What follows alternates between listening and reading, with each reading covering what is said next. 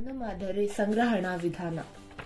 ಮಣ್ಣಿನ ಮಾದರಿ ಸಂಗ್ರಹಿಸುವ ಸ್ಥಳದಲ್ಲಿ ಹುಲ್ಲು, ಕಸ ಕಡ್ಡಿಗಳನ್ನು ತೆಗೆದು ಸ್ವಚ್ಛ ಮಾಡಬೇಕು.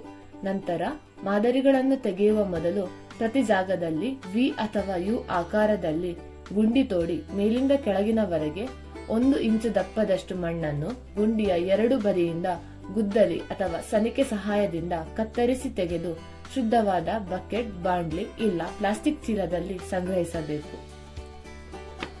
ಹೊಲಗದ್ದೆ ಬೆಳೆಗಳಿಗೆ ಹಾಗೂ ತರಕಾರಿ ಬೆಳೆಗಳಿಗೆ 15 ರಿಂದ 22 ಸೆಂಟಿಮೀಟರ್ ಆಳ, ಮೇವಿನ ಬೆಳೆಗಳಿಗೆ 10 ಸೆಂಟಿಮೀಟರ್ ಆಳ ಹಾಗೂ ಹಣ್ಣಿನ ಬೆಳೆಗಳಿಗೆ 30 ರಿಂದ 40 ಸೆಂಟಿಮೀಟರ್ ಆಳದವರೆಗೆ ಮಣ್ಣಿನ ಮಾದರಿಯನ್ನು ತೆಗೆಯಬೇಕು. ಪ್ರತಿ ಜಾಗದಿಂದ ಸಂಗ್ರಹಿಸಿದ ಮಾದರಿಗಳನ್ನು ಒಂದು ಕಡೆ ಶುಭ್ರವಾದ ಕಾಗದ ಅಥವಾ ಪ್ಲಾಸ್ಟಿಕ್ ಹಾಳೆಯ ಮೇಲೆ ಹರಡಿ ಚೆನ್ನಾಗಿ ಮಿಶ್ರ ಮಾಡಬೇಕು. ಹೀಗೆ ಮಿಶ್ರ ಮಾಡುವಾಗ ಕಲ್ಲು, ಬೇರು, ಕೂಳೆ ಇತ್ಯಾದಿಗಳನ್ನು ಆರಿಸಿ ತೆಗೆದುಹಾಕಬೇಕು. ನಂತರ ಮಣ್ಣನ್ನು ಗುಡ್ಡೆ ಮಾಡಿ ವೃತ್ತಾಕಾರದಲ್ಲಿ ಹರಡಿ 4 ಸಮಭಾಗಗಳಾಗಿ ಮಾಡಿ, ಅಂದರೆ ಚರ್ತು ವಿಂಗಡಣಾ ಪದ್ಧತಿಯನ್ನು ಅನುಸರಿಸಿ ವಿರುದ್ಧ ದಿಕ್ಕಿನಲ್ಲಿರುವ 2 ಭಾಗಗಳನ್ನು ಹೊರತೆಗೆದು ಉಳಿದ 2 ಭಾಗಗಳನ್ನು ಉಳಿಸಿಕೊಳ್ಳಬೇಕು. ಇದೇ ರೀತಿ ಪುನರಾವರ್ತಿಸಿ ಸುಮಾರು ಅರ್ಧ ಕೆಜಿಯಷ್ಟು ಮಣ್ಣನ್ನು ಸಂಗ್ರಹಿಸಬೇಕು. ಹೀಗೆ ತೆಗೆದ ಮಣ್ಣನ್ನು ನಿಮ್ದು ಎಷ್ಟು ತೋಟ ಇದೆ? ಇದು 4 ಎಕರೆ. 4 ಎಕರೆ. ನೀವು ಇಲ್ಲೇನಾದ್ರೂ ಮಣ್ಣಿನ ಪರೀಕ್ಷೆ ಏನಾದರೂ ಮಾಡ್ತಿದ್ದೀರಾ? ನೀರಿನ ಪರೀಕ್ಷೆ, ಮಣ್ಣಿನ ಪರೀಕ್ಷೆ ಯಾವಾಗಾದ್ರೂ? ಇಲ್ಲ, ಯಾವ ಈಗ ನಡುವೆ ಮಾಡ್ತಿಲ್ಲ. ಅಂದರೆ ಇವೆಲ್ಲ ನೀವು ಈಗ ರಸಗೊಬ್ಬರ ಅದನ್ನು ಏನಾದ್ರು ಹಾಕ್ತಿದ್ದೀರಾ? ರಸಗೊಬ್ಬರ ಇಲ್ಲ ಸಾವಯವ ಗೊಬ್ಬರ ಏನಾದರೂ ಹಾಕ್ತಿದ್ದೀರಾ? ಅಂದರೆ ಇದು ಸಾವಯವ ಗೊಬ್ಬರ ಇದೆ, ಇದು ಕೊಟ್ಟಿಗೆ ಗೊಬ್ಬರ ಹಾಕ್ತಿರ್ತೀವಿ. ರಸಗೊಬ್ಬರ ಮೇವು ಹಾಕಿರ್ತೀವಿ. ಮೇವು ಅದೇ ಕೆಮಿಕಲ್ ಕೊಟ್ಟಿದ್ದೀವಿ. ಅಂದರೆ ಹೇಗೆ ಹಾಕ್ತೀರಾ? ಅದನ್ನೇನು ಬ್ಲ್ಯಾಂಕ್ ಆಗಿ ಹಾಕ್ತೀರಾ? ಅಂದರೆ ನಿಮಗೆ ಟ್ರೇಡ್ ಗೊಬ್ಬರದ ಅಂಗಡಿಯವ್ರು ಎಷ್ಟು ಕೊಡ್ತಾರೆ ಅಷ್ಟು ಹಾಕ್ತೀರಾ? ಇಲ್ಲ ನೀವು ಕ್ಯಾಲ್ಕುಲೇಟ್ ಮಾಡ್ತೀರಾ? ನಾವು ಕ್ಯಾಲ್ಕುಲೇಟ್ ಮಾಡಿ ಹಾಕ್ತೀವಿ. ಅಂದರೆ ಕ್ಯಾಲ್ಕುಲೇಟ್ ಅಂದರೆ ನೀವು ಈ ಪೊಟ್ಯಾಶ್ ಎಷ್ಟು ಕೊಡಬೇಕು, ಮತ್ತೆ ಜಿಂಕ್, ಬೋರಾನ್ ಇವೆಲ್ಲ ಎಷ್ಟು ಕೊಡಬೇಕು ಅನ್ನೋ ಇದ್ರ ಮೇಲೆ, ಅಂದರೆ ನೀವೇ ಅಂದಾಜ್ ಮೇಲೆ ಹಾಕ್ತೀರಾ? ಮಣ್ಣೆ ಅವ್ರು ಕೇಳ್ಕೊಂಡೆ ನಾವು ಹಾಕ್ತೀವಿ. ಅವ್ರು ಕೇಳ್ಕೊಂಡೆ ನೀವು ಹಾಕ್ತೀರಾ? ಈ ಇಷ್ಟು ಗ್ರಾಮ್ ಕೊಡಬೇಕು ಅಂತ ಇರ್ತದೆ. ಅಂದರೆ ನೀವು ಯಾವ ವಿಜ್ಞಾನಿಗಳು ಅವರು ಆ ಥರದ್ದೇನಿಲ್ಲ, ಏನಿದೆ ಸಂಬಂಧಪಟ್ಟವ್ರನ್ನ.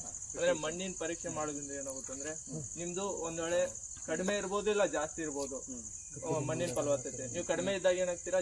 ಕಡಿಮೆ ಇದ್ದಾಗ ಕಡಿಮೆ ಹಾಕಿದ್ರೆ ಅಂದ್ರೆ ಅದು ಮತ್ತೆ ಹಿಂದೆ ಉಳಿಯುತ್ತೆ. ನೀವು ಜಾಸ್ತಿ ಇದ್ದಾಗ ಕೊಟ್ರೆ ಅಂದ್ರೆ ಅದು ನಿಮ್ಗೆ ಲಾಸ್ ಆಗುತ್ತೆ. ಅದಕ್ಕೆ ನೀವು ಕರೆಕ್ಟ್ ಆಗಿ ಎಷ್ಟು ಕೊಡ್ಬೇಕಂತ ಗೊತ್ತಾಗ್ಬೇಕಂದ್ರೆ ನೀವು ಮಣ್ಣಿನ ಪರೀಕ್ಷೆ ಮಾಡಿಸ್ಬೇಕು. ಮಣ್ಣಿನ ಪರೀಕ್ಷೆ ಮಾಡಿಸ್ಬೇಕು ಅಂದ್ರೆ ಈಗ 1 ಎಕರೆಗೆ ಏನಿಲ್ಲ ಅಂದ್ರೂ ನಿಮ್ ತೋಟ ಐತಂದ್ರೆ ಒಂದು 6 ರಿಂದ 8 ಮಣ್ಣು ಸ್ಯಾಂಪಲ್ಸ್ ಹೋಗ್ಬೇಕು ಬೇರೆ ಬೇರೆ ಕಡೆಯಿಂದ.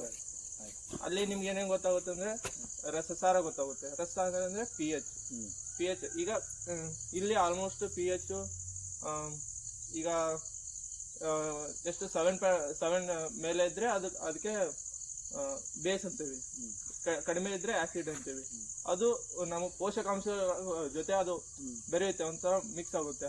ಅಂದ್ರೆ ಕಡಿಮೆ ಇದ್ರೆ ಜಾಸ್ತಿ ಸಿಗ್ಬೋದು ಒಂದೊಂದು ಏನು ರಸ ಅಂದ್ರೆ ಒಂದೊಂದು ಪೋಷಕಾಂಶ. ಈಗ ನೆಕ್ಸ್ಟ್ ಈಗ ಇದ್ರಲ್ಲಿ ನಾವೇನೇ ಚೆಕ್ ಮಾಡ್ತೀವಿ ಅಂದ್ರೆ ರಸ ಚೆಕ್ ಮಾಡ್ತೀವಿ, ವಿದ್ಯುತ್ ವಾಹಕತೆ ಚೆಕ್ ಮಾಡ್ತೀವಿ.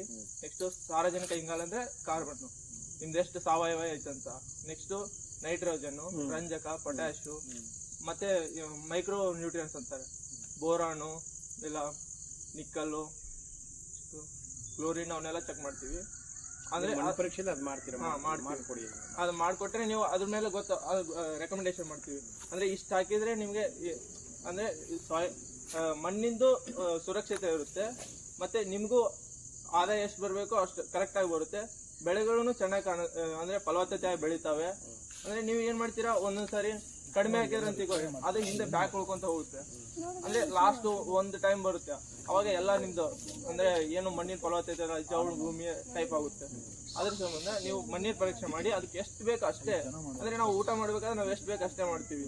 ಅಂದ್ರೆ ಡಾಕ್ಟ್ರೇ ಹೇಳ್ತಾರೆ ನೀವು 1 ಮಾತ್ರೆ ತಗೋರಿ, 2 ಮಾತ್ರೆ ತಗೋರಿ ಅಂತ. ಅದೇ ಟೈಪ್ ಇದು. ಅಂದ್ರೆ ನಾವು ಹಾಗೆ ಭೂಮಿಗೆ ಎಷ್ಟು ಬೇಕು ಅಷ್ಟೇ ಕೊಡ್ಬೇಕು. ಜಾಸ್ತಿ ಕೊಟ್ರೆ ನಮಗ್ ಲಾಸ್, ಕಡಿಮೆ ಕೊಟ್ರೆ ಭೂಮಿಗೆ ಲಾಸ್, ಮುಂದಿನ ದಿನದಲ್ಲಿ ನಮಗೆ ಲಾಸ್. ಮತ್ತೆ ಆದ ಕಾರಣ ನಾವು ಮಣ್ಣಿನ ಪರೀಕ್ಷೆ ಮಾಡಿ ಸರಿಯಾದ ಕ್ರಮ ತಗೋಬಹುದು. ಆಯ್ತು, ಮಾಡ್ತಾರೆ. ಸರಿ. ವಾಟರ್ ನೀರಿಂದು ಈಗ ಸಲೈನ್ ಸಾಯಿಲ್ ಅಂತ ಮುಂದೆ ಆಗುತ್ತೆ. ಅದು ನೀವು ಅದರಲ್ಲಿ ಮ್ಯಾಗ್ನೀಷಿಯಮ್, ನೆಕ್ಸ್ಟ್ ಇಂತ ಏನು ಉಪ್ಪಿನ ಇದು ಇರ್ತವೆ ಮಿನರಲ್ಸ್, ಅವು ಏನಾದ್ರು ಜಾಸ್ತಿ ಹಾಕೊಂತ ಹೋದ್ರೆ ಬರ್ತಾ ದಿನದಿಂದ ದಿನ ನಮ್ಮ ಭೂಮಿ ಅಂದ್ರೆ ಸೌಳಾಗುತ್ತೆ. ಅದರಿಂದ ಅವಾಗ ಪೋಷಕಾಂಶನೂ ಅದಕ್ಕೆ ಸರಿಯಾಗಿ ತಗೊಳಕ್ ಆಗಲ್ಲ, ಬೇರೆ ಅದನ್ನ ತಗೊಳಕ್ಕೆ ಆಗ್ತಾ ಇರಲ್ಲ ಅದಕ್ಕೆ.